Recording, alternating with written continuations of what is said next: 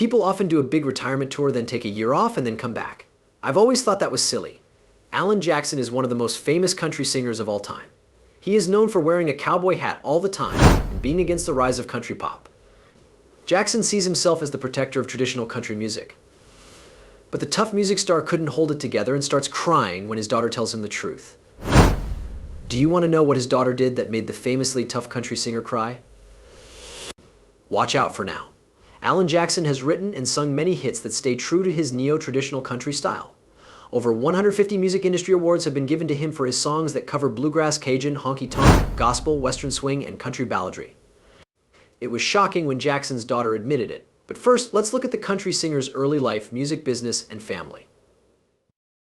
What Alan Jackson did when he was young. He was born on October 17, 1958, and is an American country music singer and songwriter. He writes many of his own songs and performs in a way that many people call neo-traditional country. Jackson has put out 3 best hits albums and 20 studio albums, including 2 Christmas albums and 2 gospel albums. Jackson is from Noonan, Georgia. He was born to Joseph Jackson and Ruth Music Jackson. He has 4 older sisters. The small house he and his family lived in was built around his grandfather's old tool shed. The family comes mostly from England. The house was where his mother lived until she died on January 7, 2017. The first song Jackson wrote was in 1983. Jackson mostly listened to church music as a child until a friend showed him Gene Watson, John Anderson, and Hank Williams Jr. He went to Elm Street Elementary School and Noonan High School in the area, where he met his wife Denise, who was also a student there. After high school, he joined the band Dixie Steel. Alan Jackson was 17 years old when he met his wife Denise Jackson, and Denise was 16. They drove around in Alan's beloved 1955 Thunderbird, which he and his father had worked on for a year. After 3 years, they got married. While playing in small clubs across Georgia, Jackson worked as a construction worker and drove a truck. He went to Nashville, Tennessee, with his wife of 6 years, Denise, when he was 27 years old, so that he could pursue music full-time. There they were married. Jackson recorded a test album called New Traditional at Doc's Place in Hendersonville, Tennessee in 1987 before his big break. But it's very uncommon and was only sold in Japan. When Jackson first moved to Tennessee, he worked in the mailroom of the Nashville network. He worked as a flight attendant with his wife, Denise. She went up to singer Glenn Campbell in the Atlanta airport in 1985 and asked him for help for her singer-songwriter husband. Campbell gave her his boss's business card and told her to call. This helped him get his job off the ground. Jackson's work in music. In 1989, Jackson was the first act to be signed to the new Arista Nashville branch of Arista Records. He had signed with Arista. Jackson's first song, Blue-Blooded Woman, came out in late 1989 on Arista. Still, it didn't make it to the top 40 on Hot Country Songs. However, by early 1990, his song Here in the Real World had hit number 3. This song was the title track to his first studio record, which was called Here in the Real World. Wanted and Chasin' That Neon Rainbow were 2 more top 5 hits, as was I'd Love You All Over Again, his first number 1.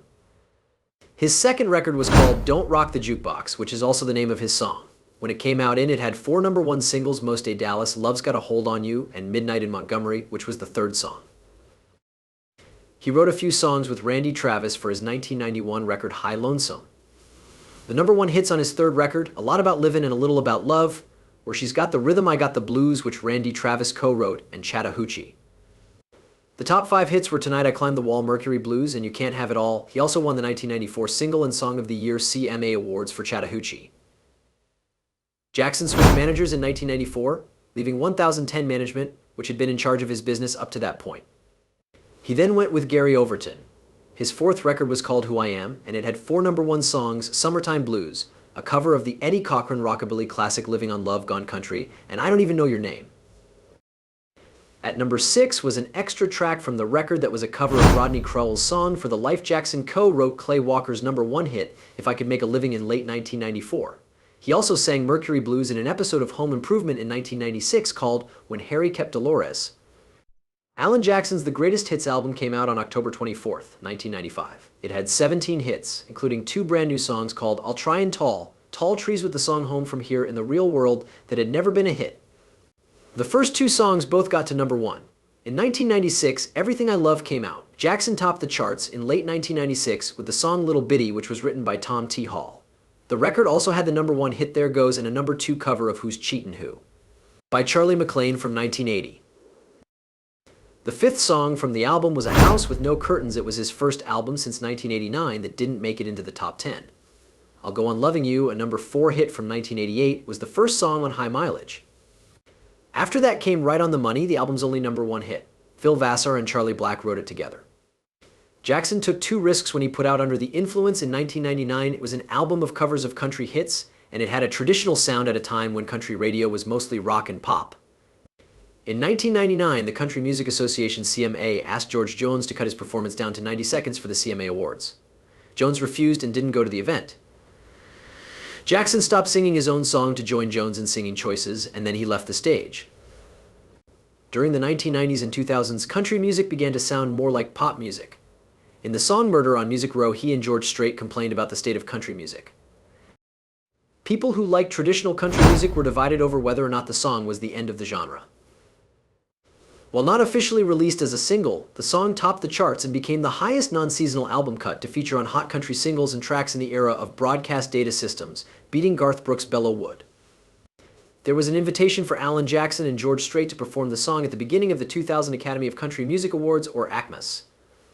The magazine Rolling Stone said this about Jackson's style: if Garth and Shania have raised the bar for country concerts with Kiss-style production and never-ending costume changes, then Alan Jackson is doing his best to bring the bar back to a more human level. Jackson put out Where Were You as a respect to those who died. The country and soft rock song was a hit single and brought him quickly into the public eye. Jackson first performed the song at the 2001 CMA Awards, and many people thought it was the best part of the show. He had server calls that caused his website to crash the next day.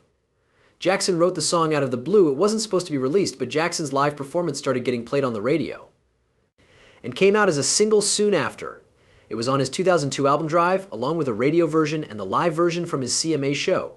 Jackson's second Christmas record came out in 1994, a year after his first one, Honky Tonk Christmas. The second one came out in October 2002 and was called Let It Be Christmas. Jackson offered the song Timeless and True Love when Jeannie Kendall asked him to do a duet with her.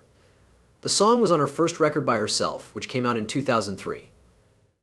Jackson's first gospel music record, Precious Memories, came out in early 2006. His mother asked him to make the record because she liked religious music. Jackson thought of this record as a side project and nothing too official, but it was treated as such, and more than 1.8 million copies were sold. Jackson's next record, Like Red on a Rose, came out just a few months after that. Like Red on a Rose was supposed to be a bluegrass record at first, but it had a different producer and sound. Keith Stigall wasn't on this record at all. Instead, Alison Krauss produced it. Jackson's usual neo-traditional country style wasn't on this record like it was on his other albums. Instead, Jackson went for a soft rock and adult contemporary sound. His fans didn't like this move because they thought he was giving up his unique style to go for a more commercial pop sound. Even though the record got good reviews, it didn't do well at the box office for the singer. He went back to his country roots for his next record.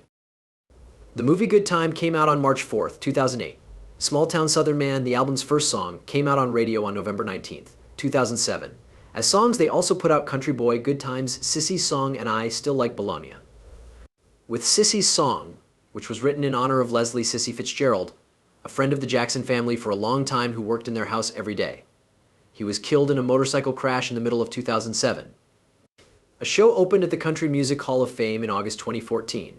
Jackson's 25 years in the music business are being celebrated. It was also said that he would be an artist in residence and have shows on October 8th and 22nd. With items gathered over the years, the exhibit shows the different turning points in his work. After 25 years, his Keeping It Country tour started in Estero, Florida, on January 8th, 2015. Jackson was one of 30 artists chosen to appear on Forever Country in 2016. In October 2017, she released a new song called The Older I Get from an upcoming studio album. People have always thought of Jackson's family when they heard his songs or saw him in public. In interviews and song lines, he often talked about his wife and kids, just like Jill and Kathy Lee Gifford did. I'd Love You All Over Again was Jackson's first #1 song. He wrote it for his 10th wedding anniversary and said, if I could do it all over again, he wrote the hit song Livin' on Love for his wife Denise as well. Like Jackson's lyrics say, the pair didn't have much, but they really put their love to the test. They met at Noonan High School, which is 40 miles from Atlanta. They began dating in 1976 and got married a few years later. Before becoming a flight attendant in Greensboro, North Carolina, Denise Jackson taught school for 4 years. That's where she met and talked to singer Glenn Campbell. Jackson had been working in workshops, marinas, and warehouses before he met that person by chance. It inspired him to move to Nashville and get a $100 a week writing job at Campbell's Publishing Company. A record deal with Arista came after a few years. In an honest interview on the Nashville Network Soulmates show in 1996, Denise said, "We were in it together, it was sad for both of us. The two of us were both sad. I felt the same losses as he did. I never thought it put a strain on our relationship. It put a strain on our lives, but not on our marriage." Alan and Denise talked about their lives together before he became famous and had a lot of success with his work. Denise said she liked their lives before they were famous and stressed that those were the scariest years for them. At the same time, their marriage seemed to be able to handle the stresses of Alan's fame. In a talk, Denise Jackson said, "Life is pretty good. Reports say that the couple broke up for a while and almost got a divorce, so things didn't stay that way. Stay tuned as we look into what went wrong in Alan and Denise's marriage." Jackson was named Artist of the Year by the Country Music Association in 1995. He said, "There is just one person I need to thank for this award," in his speech. "She didn't know any better when I married her. I took her from her family and friends who lived far away and made her live in a basement in Nashville for 5.5 years. She never whined, though." But it looked like the fairy tale was going wrong that same year. During the two singers' 33-city American tour, rumors started to spread that Jackson had an affair with Faith Hill. It was said that the pair broke up for a few months in 1998 because Jackson's career was too demanding and he was cheating on his wife. Even though no divorce papers were filed, Denise hired Rose Palermo, a well-known divorce lawyer, to be her lawyer. Palermo and Jackson's publicist, Nancy Russell, asked that the couple's privacy be honored. After the breakup, Jackson moved out of the 25,000 square foot Franklin home he shared with Denise. The Jacksons' marriage did make it through that rough patch, though. In a 1996 interview, Denise said that getting attention from women was just part of working in the music business. She said, "Everyone will want to be with my husband. But, I can't govern other people. Alan is too much for me to handle. He needs to figure that out on his own. I'm sure he's the same person I married years ago. I also believe that he still loves me deeply and has the same morals." Indeed, Alan and Denise Jackson were seen as a dream pair by people in the business. A husband and wife who were happy with their life together and were glad that they were back together. Denise Jackson wrote a book about her life with Jackson that was the #1 bestseller in the New York Times. It was about their relationship, their breakup because he cheated on her, their return to each other, and her faith in Christ. It's All About Him. Finding the Love of My Life was written by her and came out in 2007. She put out a gift book called The Road Home in May 2008. Alan Jackson is a country singer, and his wife Denise Jackson is a nurse. They have 3 daughters, Maddie Denise Jackson, Alexandra Jane Jackson Bradshaw, and Danny Grace Jackson. In June 1990, they had their first child, Maddie. 3 years later, in August 1993, they had their second child, Alexandra. Daniel, their third child, was born in August 1997. They are smart, nice, and make good decisions. "My girls are really nice. All of them make me proud." In 2009, Alan told The Boot. The musician's song "You'll Always Be My Baby," which came out in 2001, showed how much he loved his girls. In honor of the release, he also put out a music video with a mix of pictures of his 3 kids. Don't miss this look into the country singer's kids' lives as we try to figure out which daughter's statement made him cry. Jack Danny Grace. Danny, Alan and Denise's daughter, was born on August 28, 1997. He is the youngest of their children. Danny has a very private life, and her Instagram account is private, just like her sister Allie's. However, fans saw Alan's youngest child in his music video for the song Drive in early 2000. At the end of the video, Danny, her sisters, and their dad could be seen driving around a field. She has also been on the Instagram account of her sister Maddie. Danny's older sister Maddie wrote a birthday message for him on his 25th birthday in 2022. "My sweet little sister turned 25 today. Every year that goes by, it's fun to see you become the kind, giving, and heartwarming woman you are now." She wrote, "I love you so much." The sisters have written that they often get together for birthdays, holidays, family trips, and drinks. In a post on New Year's Eve, Maddie even thanked her little sisters for being part of her 2020 support system. Jackson, Alexandra. Alex, Alan and Denise's second child, was born in 1993. But Alexandra made news in 2013 when she was arrested and charged with assaulting a police officer and drinking while underage. Her older sister, on the other hand, gets more attention.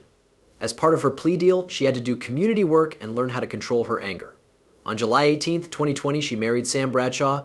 Inside Weddings says that they met when they were in the same wedding party as a longtime friend. Both of them grew up in Tennessee. Crazy and Danny, 2 of her sisters, were girls.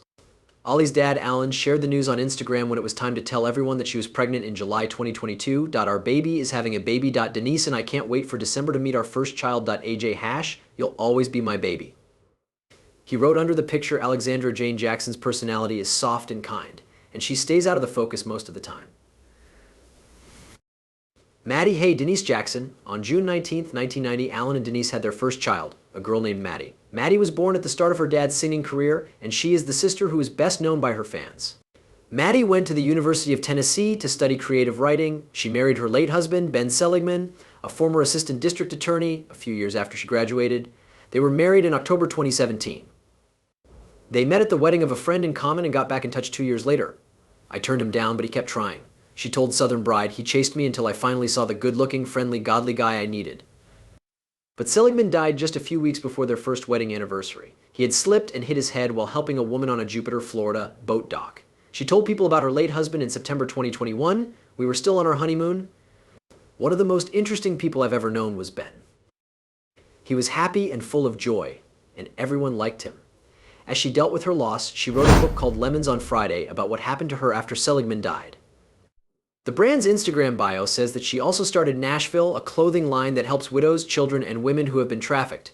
She also runs a podcast called She's in the City and posts about her hobbies on Instagram, such as playing golf and drinking wine. She is a trained sommelier and used to own a Nashville wine bar called Salt and Vine. She also likes spending time with Ryman, her dog. Maddie did find love again in the end. She told everyone in September 2022 that she was going to marry Connor Smith. Maddie wrote, I love your playful spirit, your kind heart, and your infectious enthusiasm for life. Connor Smith under a series of engagement photos she shared on Instagram. I can't wait to marry you and start a family with you. You are the best gift ever, and you come in the cutest package. I love you, kid. They got married on May 12th, 2023. Maddie and her husband had their first child on June 20th, 2024. In an Instagram post, she told her father, Alan Jackson, something that made him cry. On Friday, Maddie shared the happy news on Instagram and showed her fans her baby through a series of cute photos. In her blog post, Maddie wrote about how thankful she was to be a mother and how the baby's birth was the best birthday gift I could have ever imagined. Maddie also talked about how happy she was to see her husband love and care for their new baby son. Maddie talked about how her family works and said that even their dog Ryman has become friendly with her new brother, putting some pictures of the baby and Ryman together in an Instagram slideshow. She ended her post with a sweet message and confession that made Alan Jackson cry. She told the baby, you have all my heart and prayers, and then she told him his name is Wesley Allen Smith. Connor's grandfather and Alan Jackson are both people with the same name. You have a long and interesting life ahead of you. The country artist got emotional when she named her first child after her father. He felt loved and appreciated by his daughter. Before his namesake was born, the 65-year-old singer recently announced that he would be going on tour one last time for the return of his tour, which was called The Last Call, one more for the road tour, and began in 2022. I've been on tour for more than 30 years. My girls are all grown up now. I like having more time at home now that we have one grandchild and one on the way, the country star said in a news release. As the musician gets ready to hang up his cowboy hat for good, we'll look at his discography, awards, net worth, and a life well lived. Alan Jackson has a lot of music. It's 22 albums if you count the new traditional albums, 2 Christmas albums, and the tribute record for the label that Alan Jackson put out. Also, he put out 14 records of songs put together. Best Hits Vol. 2 is the name of his second album of his best hits. The Recording Industry Association of America said it was 7 times platinum, which means that more than 7 million copies were sold in the US. He has sold 6 million copies of both The Greatest Hits, his second best-selling album from 1995, and A Lot About Livin', his studio album from 1992. Nielsen SoundScan began keeping sales records for Billboard in 1991. He has now sold over 40 million songs in the US. Requests for help, gifts, and praise. Jackson was up for 6 CMAs in 1989 and 4 more in 1994. They were up for Artist of the Year, among other things. In 1991, he became a member of the Grand Ole Opry. He got his start with Roy Acuff and Randy Travis. The 29th TNN Music City News Country Awards took place at the Grand Ole Opry House and aired on June 5, 1995. Jackson was up for the most awards. It was one of his 6 nominations. The other 2 were for Best Male Artist and Vocal Collaboration, as well as Album, Single, and Video. Jackson got 10 points for the CMAs in 2002, which was the most ever in a single year, with 8 nominations, including many for Where Were You? He is now second only to George Strait in terms of most votes ever. His song Where Were You was also up for an award for Song of the Year. At the 2003 Academy of Country Music Awards, Drive won Album of the Year and Video 2 Drive for Daddy Jean won Video of the Year. In 2004, to honor the singer, it was named the Alan Jackson Highway.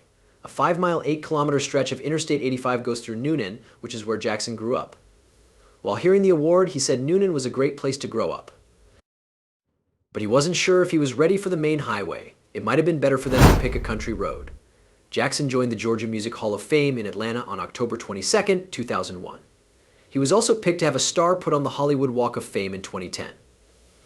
In 2017, Alan Jackson was also added to the Country Music Hall of Fame, worth. Celebrity Net Worth says the famous country music star from the United States is worth a huge $150 million. People all over the world love Alan Jackson. He has sold more than 75 million songs. Besides that, he has put out 21 songs. A lot of Alan's songs have been #1 on the Billboard Hot Country Songs list. In fact, 35 of them have been #1. Jackson has had a lot of success. He gets ideas from traditional male singers like George Jones, Hank Williams, Merle Haggard, George Strait, and others. When he hears his music, it makes him miss his roots and his youth. In his songs, he sings real, funny, and easy facts without trying to show off. His fans really want to know where he is at the moment.